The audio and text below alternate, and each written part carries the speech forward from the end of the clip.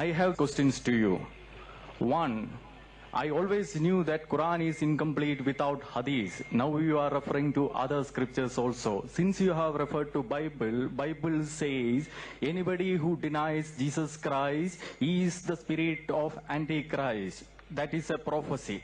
And I also know that hadith says that Muhammad had diabolical inspiration. What should I conclude from this?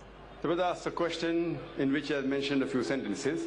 He said that he knows that the Quran is incomplete without the hadith, and now he has heard other scriptures also. That means if I quote the Bible, that means I have to follow the Bible. And he says the Bible says anyone who does not believe and deny Jesus Christ, peace be upon him, will go to hell, etc., etc. So what are my comments? Point number one. The Quran is not incomplete without the hadith. The Quran is complete by itself.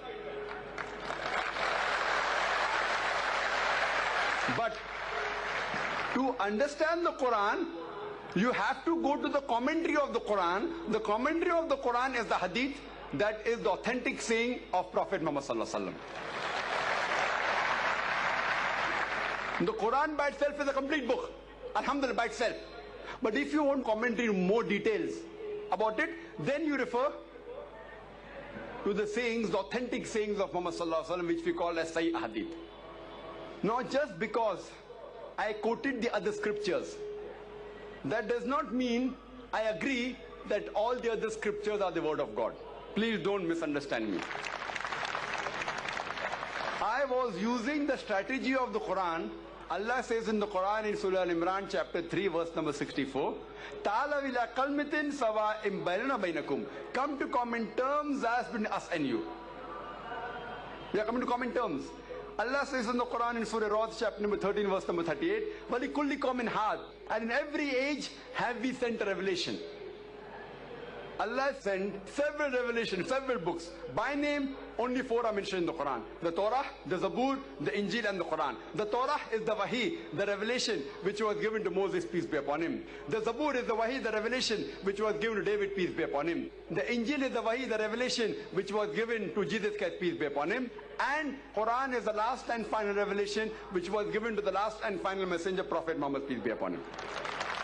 Now, since all the previous revelations came only for a particular group of people and they were meant to be followed in totality for a particular time period, Almighty God did not think it fit to preserve it in pristine purity.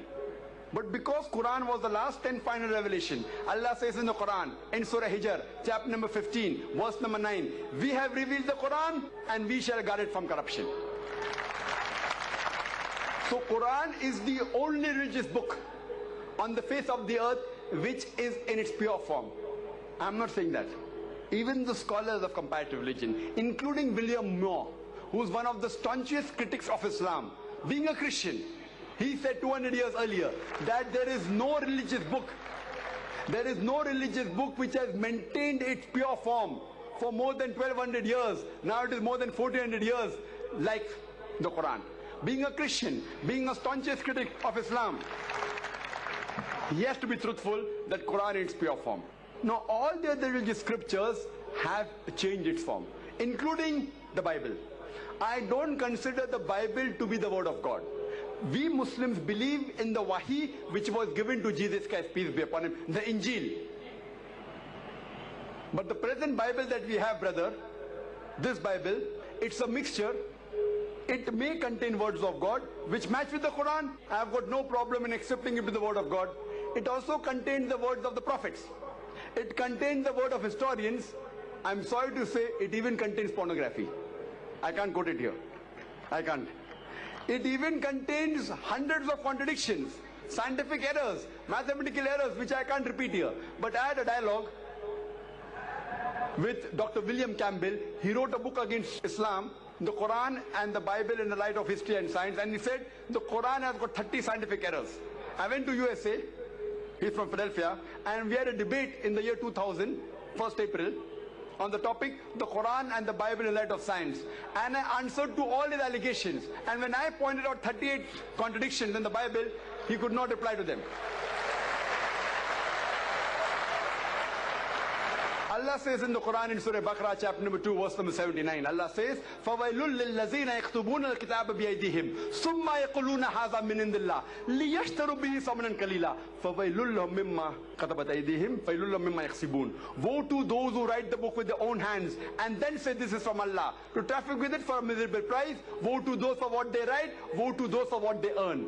So today's Bible, if you know, the word Bible is not there in the Bible. It comes from the Greek word biblos, meaning a book of books. And the scholars say there are many authors of the Bible, not I, the Christian scholars. So the present Bible I don't consider it to be the word of God.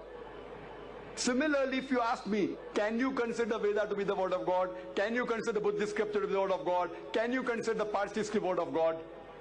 What I say. Maybe they were, maybe they were not. Since there were many scriptures sent by Allah subhanahu wa ta'ala, many books, by name 4 are mentioned. But there were many other like Sufi, Ibrahim, several others. So what I say, maybe Hindu scriptures, maybe word of God. Maybe Buddhist scriptures, maybe word of God. Maybe Parsi scriptures were the word of God. But even if they were meant for those people and for that time. Today, you have to follow the last and final revelation, that is the glorious Quran. So any human being, whether living in India, in America, in Canada, in UK, in Singapore, in Saudi Arabia, all the human beings in the world should follow the last and final revelation, the glorious Quran, and the last and final messenger, Prophet Muhammad, peace be upon him.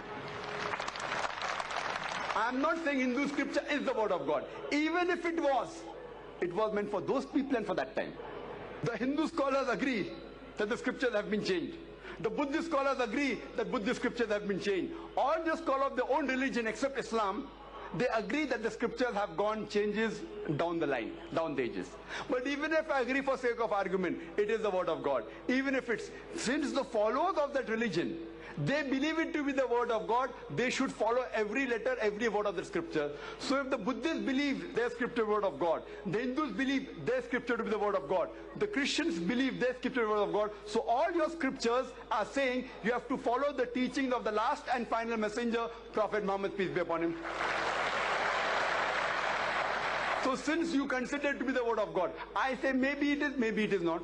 Since you believe it to be the word of God, you have to follow your scriptures. So you have to believe in the last and final messenger. As I mentioned in the Bible in the Gospel of John, chapter number 16, verse number 12 to 14, Jesus Christ, peace be upon him, says, I have many things to say unto you, but ye cannot bear them now. For he, when the Spirit of truth shall come, he shall guide you unto all truth. He shall not speak of himself. All that he hears shall he speak.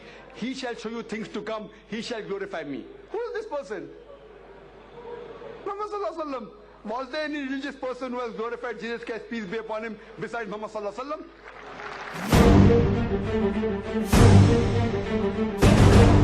Wasallam?